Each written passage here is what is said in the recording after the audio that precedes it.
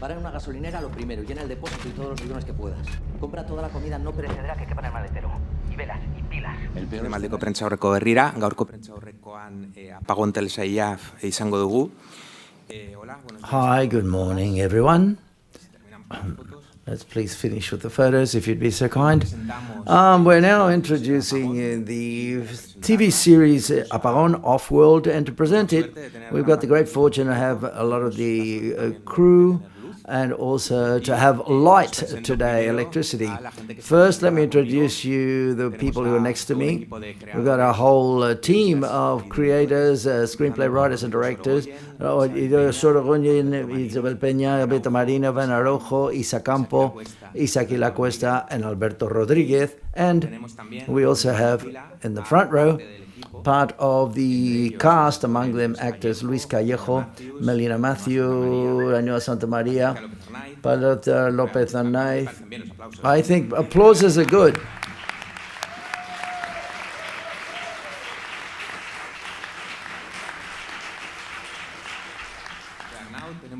Now Jesus Carroza, Malia Vázquez, and the producers.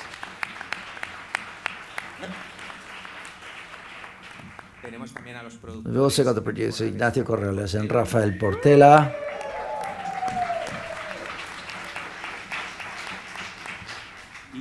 And Pepper Ball, who is the director of production, or production director. To break the ice, to start off with, I had a starting question, and that is to say, whether the creators of the series could enlighten us vis-a-vis how the project emerged. We know there's a podcast which is based on, but how does the team, how does the proposal, how is all that set up? Shall I start? Well, basically, when we listened to the podcast, there was an opportunity, a great opportunity, and in my case, very egotistically, was the opportunity of calling all of these people that are here today to work together and collaborate. Doing a series of podcasts is great, which had different stories with different genres included, and allowed us to be able to work with all of them. And fortunately, I called them up and they said yes, and that's the origin basically of all of this. And we set up a script, a screenplay table, and any screenplay writer, PEñA, say, well, yes, well, here, Frank, call us up, who's a colleague and a friend. And in my case, listening to who my colleagues were going to be on this journey made me dive right in, because it would be an honor to share this screenplay with all of you. The very little time that we had in the pandemic, because we had to work less days than what we wanted in a room with masks on. It was a bit apocalyptic, to say the least. And we were aware of the fact that we had very little time together, but we took advantage of it quite well. And in a very few period of time, we got along very well. At least that's what I remember. And we came out with the design of the series quite clearly, and everyone had to go home and then work upon the story individually, but always knowing that on the other side of the computer and the telephone, we had this great team of people. And so therefore I felt very, very safe and secure. And then my partner was going to direct the film, or the series, so no stress at all. One of the most beautiful moments was that screenplay, the getting together of all the writers. We write differently, and we based ourselves on that, and it was a perfect combination. That's what I enjoyed the most of that. We got in tune very well, and then in the end, jokes came along. I think because the series, Fran always said it had to be like the Monty Pythons. Only the jokes that we all liked would be fitted into the scripts. Hi, first question. Congratulations to all of you for the great series. I saw it last night, and I'd like to ask SOROGOYEN and ISAKI, that is to say, whether you had any conversations, because the only chapters or episodes that connect between each other. How was it to work separately but in the same time in a story that anthologically does connect from the beginning to the end? Well, I called him up, but he never answered. Well, we said we were going to say that. Therefore, you've got the problem, and I'm throwing the ball to you. No, that's not true. No, there was the will to talk, but we never ended up talking. So our DOPs ended up talking to each other, but it was very useful, that is to say. What I got was chapter 1. Rodrigo starts to think with long shots and to not bother me. Yeah, and finish up with angular shots, for example. But no one realized that whether it was 4 chapters. Let's do it reversible with a modern camera, pursuing with a hand cam, following Maria, and then the episode, which was much more longer. It's called Equilibrium, and it's a classic type of film, much more balancing, dolly shots between Code Hayes and Clint Eastwood. I said, you had to imagine a lot of things, like the censorship of the Hayes codes, for example. If you read the script in the episodes, you would have known what they were about. Poor Fran. Well, the directors of photography talked a lot, but I think we were both very intensively into our work. And Alex de Pablo, my DOP, said, well, okay, we've got to meet them whenever they want to. And you said, yeah, okay, we've got to meet. And they ended up talking, and that we didn't give them instructions, but we did share information of how we were going to make the episodes visually, and that helped both of them to put that into the episodes you were directing, Model 77, and so forth. It was very difficult because you were doing other projects. Yes, thank God the writers of each of the episodes did talk to each other.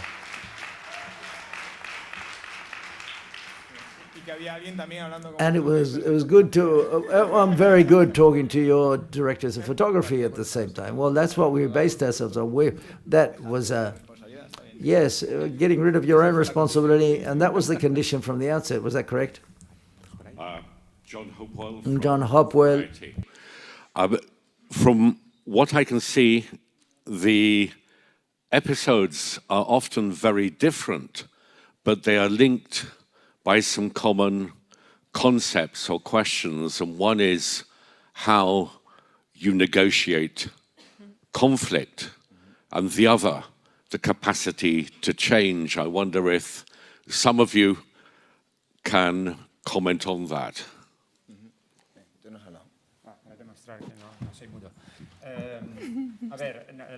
¿Está apagado esto? Sí, a ver, acércate un poco. Me acerco. ¿Más? No, es que no está funcionando. Toma. ¿Sí? Ah, vale, perdón. Sí, se oye. Vale. A ver, en el proceso creativo nos vimos en esta mesa de guionistas. We got together in the Screenplay writers table. Is it okay if I answer you in Spanish? Sí, sí, está apagado, ¿verdad? Contesta en castellano, ¿vale? Okay, I'm going to answer in Spanish, in my Spanish, okay? The Screenplay writers table, with my colleagues, we worked together and we discovered that it was an open buffet, for example. A blackout would affect society in many aspects. And the first work we did was to see what aspects we wanted to tell, that what food from that free buffet we could put into our dishes, and we selected about 15 plots, more or less, which we liked, or storylines which thought we would give us a vision of 360 degrees of what we wanted to tell. And then the toughest work was not to achieve these 15 storylines, but to filter them out and to choose the ones we wanted. The selection was to not repeat, to tell, propose to the audience different dilemmas, different aspects of how a blackout affects society, and that each episode will propose decisions and different dilemmas to the audience. And it was complicated to filter them out. We did discuss them quite in depth, and we've regretted from some decisions, and we took a step back, and at the end I think the 5 stories are the best possible stories that we could have chosen. At least that's what we hope. Well, when you say we, you're talking about are los screenwriters. Are you talking about the screenwriters who made the decision? Well, Fran was a bit more of a boss. That is to say, what is interesting here is that these are decisions of some of the best screenplay writers in Spain working jointly in a series. Is that correct?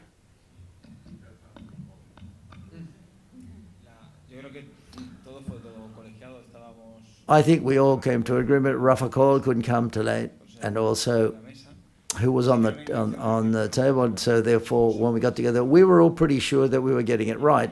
And there was an intention of relationship between the episodes was more than what's just being explicit. We didn't want to clink all the characters all together. We wanted to do obvious things, but we discussed quite a lot. We said, the discourse was what we wanted to be in every episode, not, and then there had to be a background issue. The most beautiful work was design the series as a complete piece of work.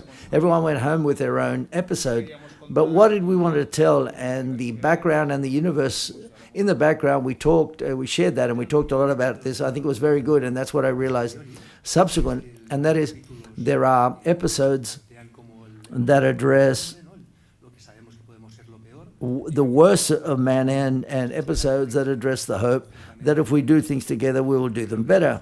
And I think that's the big message that Fran addressed, because Fran this is the way he understands life. He's a very positive. And then I realized it's not an abstract idea. That is, we wanted to make the series like this. He wanted to make it like this. If we got together very different people, we can do something which is better and go and get and reach further.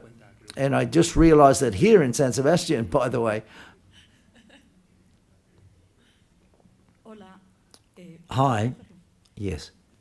Good morning and congratulations for this great series. And I'd like each of you to tell us what was your anchor idea, shall we say, the idea, that underlying idea in each episode, because it's a series which happens after a pandemic. And I've got the feeling, oh, geez, I don't know whether I can put up with this anymore. I can bear it. So therefore, what's the anchor idea or the foundational idea of each of the episodes? Okay, can I start? Well, the anchor was precisely that the only possibility of man to survive is to manage to run away from those people that come from the city, because they know they're going to devour everything. And that was our compass, and we kept sight of it. But each episode might be, well, a bit, Naida's character, for example, gives some hope,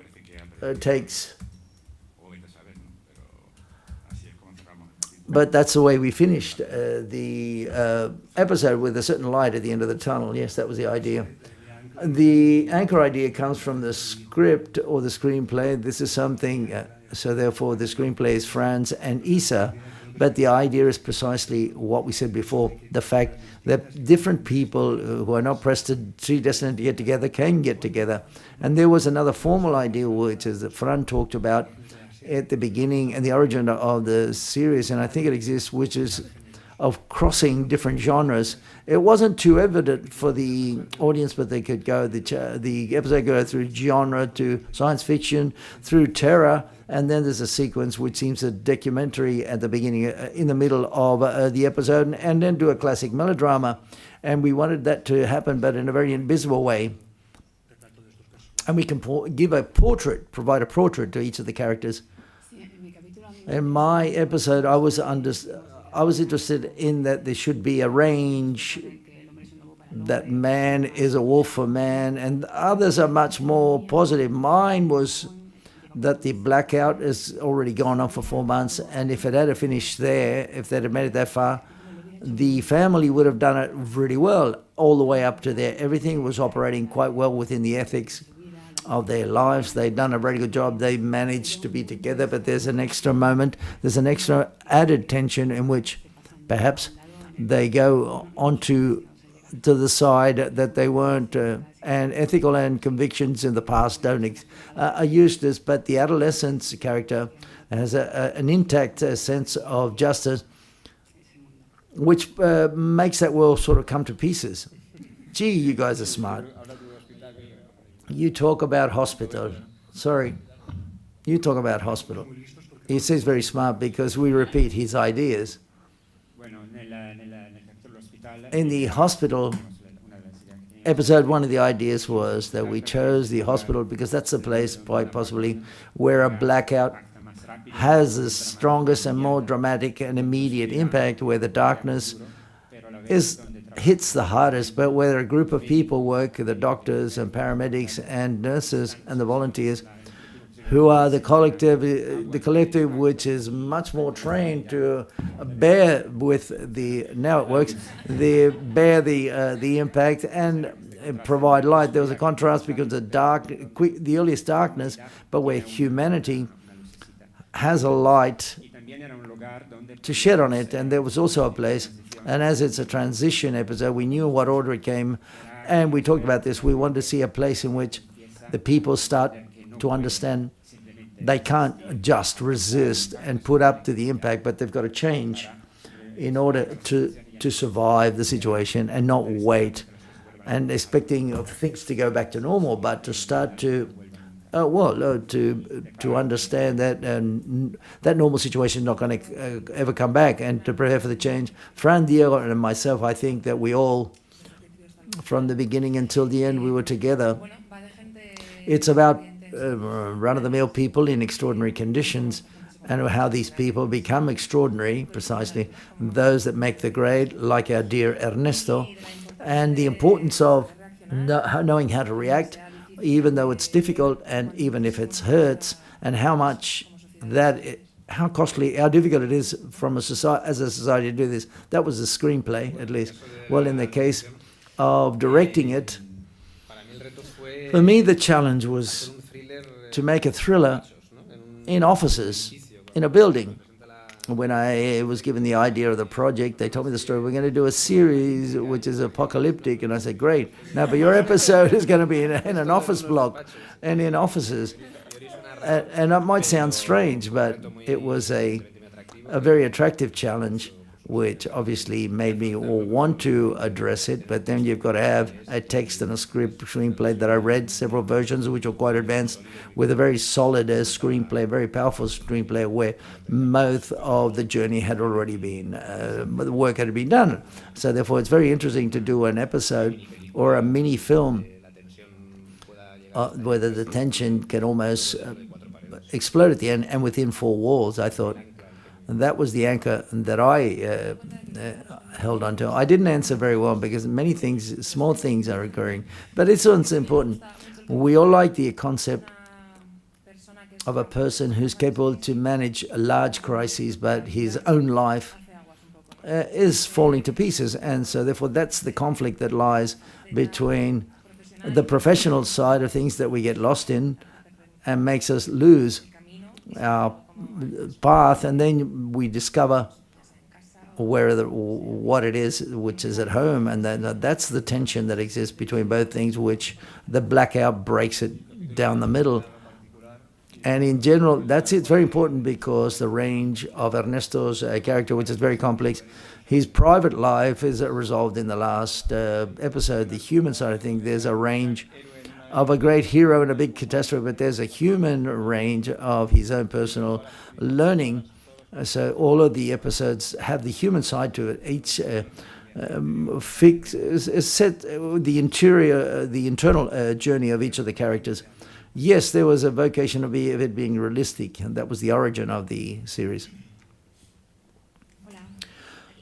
Hi, I'd like to know, whoever wants to answer, how did you work on the lighting side? How did you light a set in which supposedly there's no electricity and it looks realistic? Well, if I've got to start.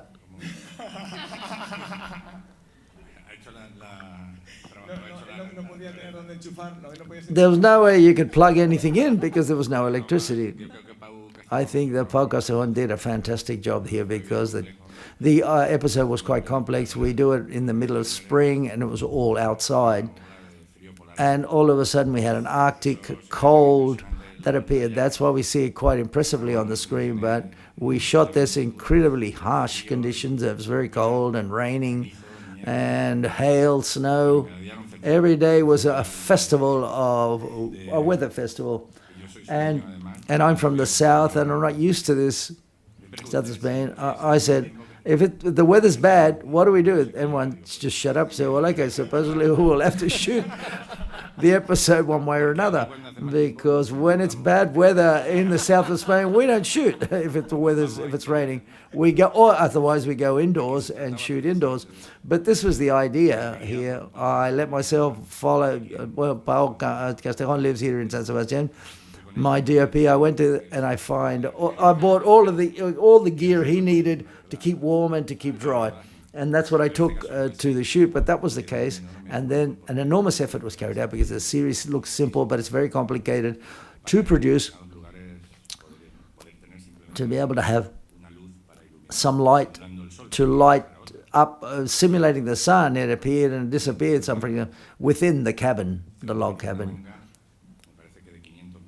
I think the cable is almost 500 meters long because all of the bad things, only the good things I'm keeping, I'm forgetting about the bad things. No, I prefer to forget about and go back to the positive things.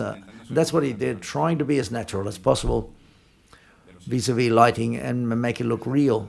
The DOPs, directors of photography, Takeuchi, Matthew Malbaran, had an enormous documentation of different sources of light and constructed by the characters in each place. So we could see what light could appear, following the logic so that there wouldn't be any repeated lighting.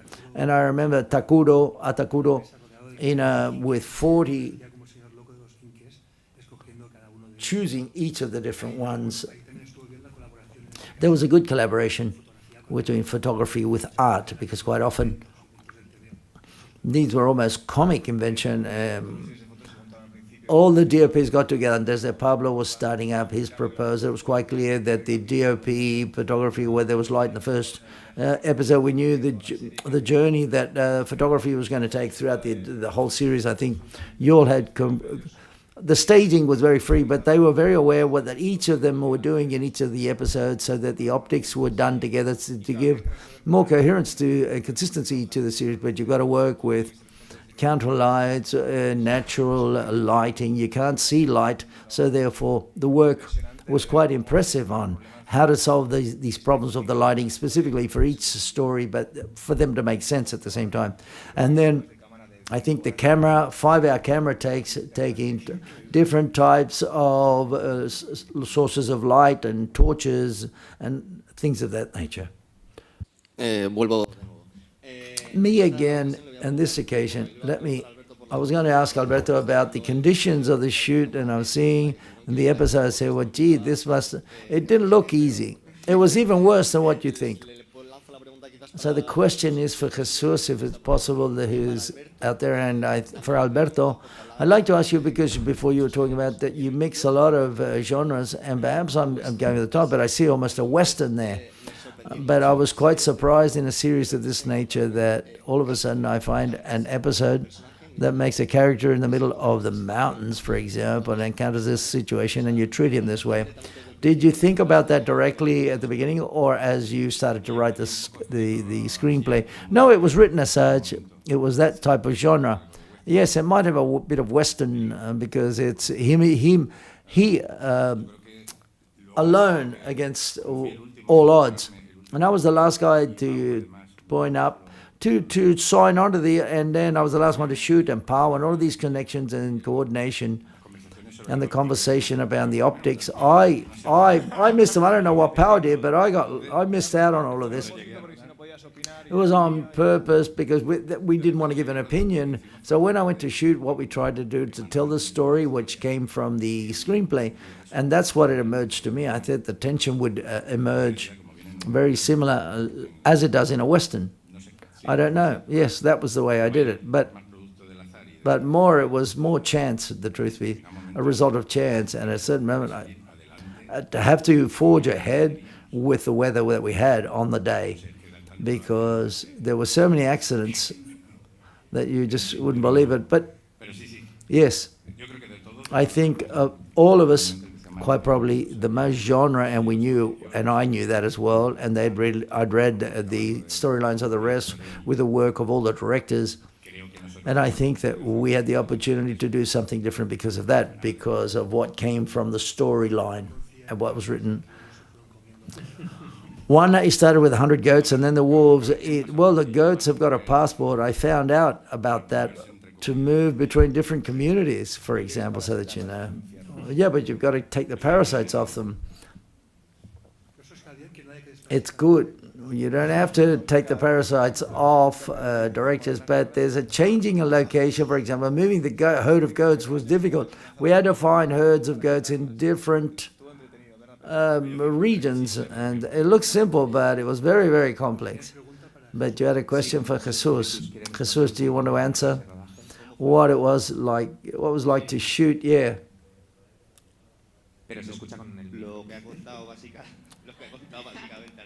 What Alberto says, it was like an odyssey. Let's see, more than shooting is we're going to an adventure program of some nature, or to do some trekking. It rained, it snowed, it hailed, absolutely everything, the goats, the dogs, you name it. And there was a moment, he looked at me and said, what do I do now? He looked at me and said, I don't know, do whatever you can. The goats were doing whatever they wanted. And all of a sudden it started to rain. It was all, I said, stop. And we stopped for an hour, 2 hours. And then it started to hail, and the whole mountain went white. And I said, what do we do now? Well, I don't know. The art team, crew had to clean everything up, but that's the way it was. Hi, my question. For the screenplay writers of the first and second episode, there's a moment in which the character portrayed by Ernesto, who's Ernesto in the series, he says there's a character like him in Brussels and another one in Washington, another one in Madrid, saying what might happen, and the character is a public civil servant. And in the second episode, those that solve the situation are civil servants. Did you thought about that when writing the screenplay, that in a crisis moment, public service is what really works at the end of the day? Well, plus, and as we were saying, we were always full up we're right in the pandemic at that time, and we all put on the table the will and the need to talk about this, and not paying a tribute with violins, but a tribute to the courage and how professional these people are. These are the ones that make the grade. So therefore, there was a will to do this. Yes, the series takes a journey from the institution, it starts in the institution and ends up in the individual. In Alberto's case, who's a person on his own, there's a reflection that the last episode, for the general discourse of the series, as is important from what it wants to tell. And in fact, when we saw the podcast focuses upon the political conspiracy, for example, and it says what happened at that night when there's a blackout and what the politicians would do. And after a pandemic, we didn't feel very comfortable addressing it that way. We thought the first episode has to show that conspiracy doesn't exist. These are human beings making difficult decisions on a difficult day, and everyone does whatever they can. In the hospital, there's a real will of defending the institution. The great moral dilemma is the difference between an individual takes a moral decision, another person is responsible that an institution can survive. And sometimes we forget when there's a big crisis, there's a problem, the institutions hold up society, and that we've created them for something. So therefore, otherwise, we end up into a barbaric situation, which Alberto ends up being. There's a big discourse in the series, and I think we talked about this very much, because one thing is the layers of the characters and the genre, and then whatever you tell, all the episodes have zero innocence.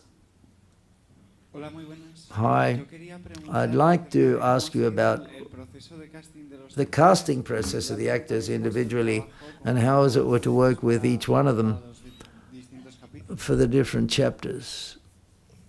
Oh, for the different episodes, sorry. Well, I start with episode 1. The casting process in our episode was based upon trying to completely identify with the spectators or the audience, to find faces that you can believe, and therefore to transfer to that emergency office. We visited, I'm not too sure what month it was, but 6 months before we shot, quite before shooting, we visited the place where the episode supposedly takes place, and we learned a lot, and they gave us a tour and a visit of the facilities and tell us exactly what happened in the case of something happened. It didn't surprise us, but we saw something that it seems quite logical initially, but you've got to be there in place and to nourish yourself from this.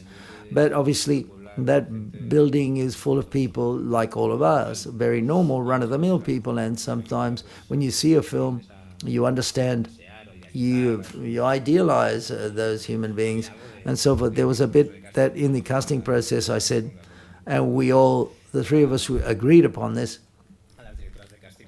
The casting directors, we should find actors that can portray this normal, common, ordinary people, starting with the absolute protagonist of the episode, Ernesto, and I imagine is marvelously well portrayed by Luis Callejo, and I felt like working with him, and I was looking forward to it, and all the rest of it. And as regards to Luis and I, the word assertiveness came out, which is the key or the mantra that we had, just like the anchor that you said before. What we had to hold on to in the case of any doubts, he was a character who can't doubt. Or at least when expressing, he might have his doubts internally, but when he has to act, which is what he's got to do at every time, at every moment in the episode, we needed an assertiveness, and that is what we held on to vis-a-vis his character. Episode 2, I know. What was the casting process of episode 2? I think that the casting in general, Yolanda, all of the directors, casting directors did a great work, and in episode 2, apart from, they're all very, very good. In the case of Raúl, he made an enormous effort to incorporate a lot of true healthcare workers. Raúl is very good with actors, and he manages to achieve things which are, one is a singer who's in the main scene, and he works very well with the actors, and it was an episode which mixes professional and non-professional actors, and there was something which was quite highlighted a lot of healthcare people in front of the camera, not only how they move, but what's beautiful about it is the emotional side that these people would bring along, and they brought it in their faces, brought along in their faces as you see them, and not when portraying their roles. And the casting in itself is an episode itself. As regards to episode 3, it was a mixture of professional actors and young people who had never performed before or acted before. And Zoe had to be able to interact with both of them with the same level of dramatic demand. But with the family, we conceived a family that the first reading was that this family works well. It's absolutely unfair what's happening to them. It has to work with a lot of love, and they were protecting their little puppy. But vis-a-vis the non-professional actors, it was a casting process which was very beautiful as well, because some of them, Yolanda would try to find people not with advertisements in art schools or theatre schools, but some of our characters of the wild boys, the offers came just like, oh, I work as a baker or as a postman, for example. They said, well, acting in a series, and they said that it's money, and I said acting is incredible. So they're really hooked on acting. But it was very beautiful that they came from many places with a lot of truths, and that combination I think worked quite well. Now me, oh you, okay. In my case, Naida and Yolanda's casting, I think she did a marvelous job. And in the case of Carroza, for example, he's a marvelous actor. I've known him since he was 16 years old, and we've done a lot of films together. It was a story because he was finishing Prison 77, and he had to come in and come out in the pre-production and the production process. And as we've got such a fluid communication, I thought he was a perfect actor, and when I proposed it directly so that he could portray this role or character, and everything went very well. He did a shepherd course with a real shepherd. He learned the magical words to move the herd of goats backwards and forwards and to catch them, turn them over, and all of them handling, he did it directly, so therefore, so he took it very seriously how to get into character, and I'm very happy about that. In my case, as part of the challenge, just like episodes, Raúl and Isa's episodes, there's a mixture of professional and new people, and then animals. It was very important to distinguish, make the difference of the professional animals and non-professional animals. And they make a lot of money too, by the way.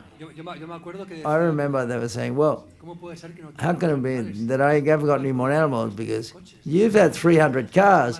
A cow is more expensive than all of this. Well, it's true. And I remember Fran was saying the casting of the two protagonists had to come to a consensus. Luis Callejo and Maria had to be an agreement between them both. And even though we did that on the phone, yes. And Maria, I realized that I'd seen her in several films, and I remember a casting that I saw of Victor Iriarte, and I was enthusiastic about her work, so I proposed that she did. There was a magical moment in which we talked about how to milk the cows, because it's very difficult for an actress to do this. And we called, in the same meeting, we called Maria, and a year later we saw a video of her. She knows how to do it in real life. She knows how to milk cows. So therefore that was decisive for her role. And Luis Callejo, we wanted to work together, at least with him, for a long time. And I thought the choice was excellent. It's great that we can say that you're in the 5th episode. They did allow us to say so. And then there was, but don't publish this, please.